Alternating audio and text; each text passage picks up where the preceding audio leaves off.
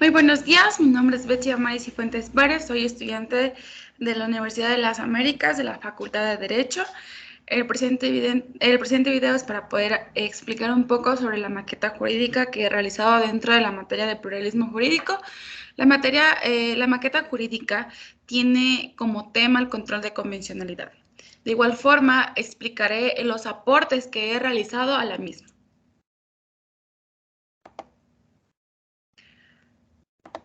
Por siguiente punto, y como de forma general en el grupo se ha realizado un orden de presentación de la maqueta jurídica, la cual nosotros consideramos en la primera parte la materia obligatoria, que sería la sentencia del matrimonio igualitario, extraer 2 párrafos.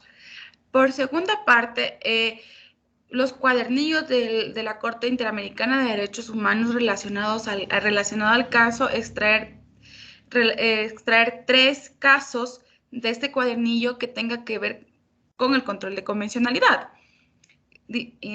Obviamente con sus citas.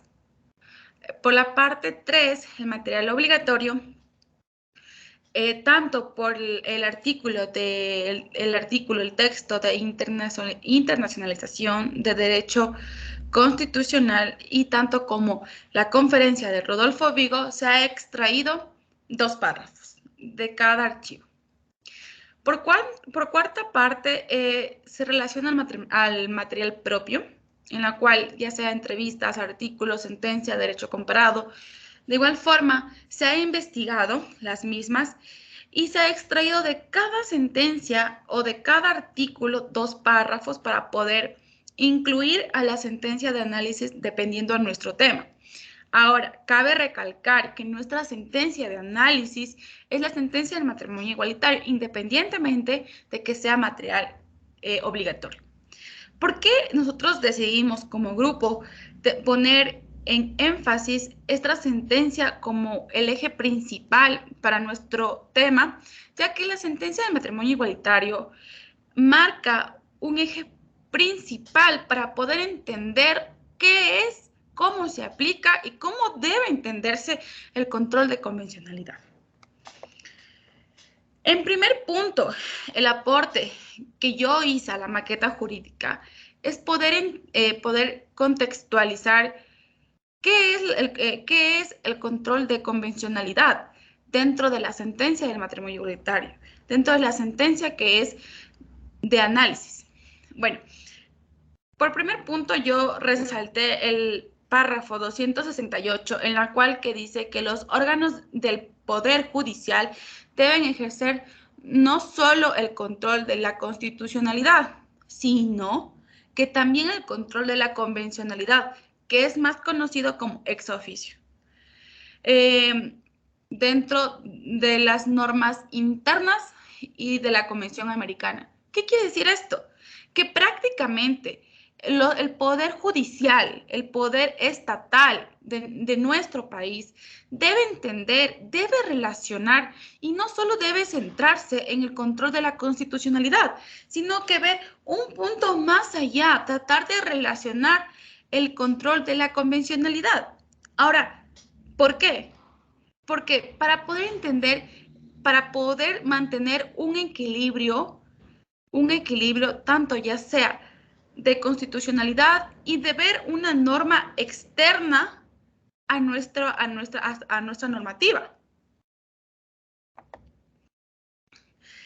También es preciso mencionar que yo relacioné el párrafo 276 porque habla algo muy importante, que el control de la convencionalidad, si bien debe ser conocido por las autoridades nacionales, y en su defecto, en segundo lugar, intervienen los mecanismos de los organismos internacionales de los derechos humanos.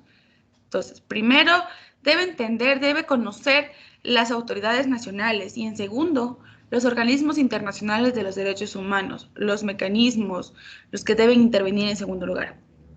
Pero, ¿qué quiere decir esto? Que no por conocer primero o conocer segundo debe ser caso omiso, sino que el control de convencionalidad es obligación propia de todo poder, de todo órgano, de todo juez, de todo tribunal, de toda autoridad del Estado. No debe solo quedarse en un contexto de control de la constitucionalidad, sino ver más allá de eso. Como siguiente punto, yo he sacado 3 casos del cuadernillo de control de convencionalidad. Se ha extraído textualmente y se ha relacionado con su cita. El primer caso que yo extraí, que se ha extraído, es el caso de la Cantuta versus Perú, reparaciones y costas, la sentencia del 29 de noviembre del 2006.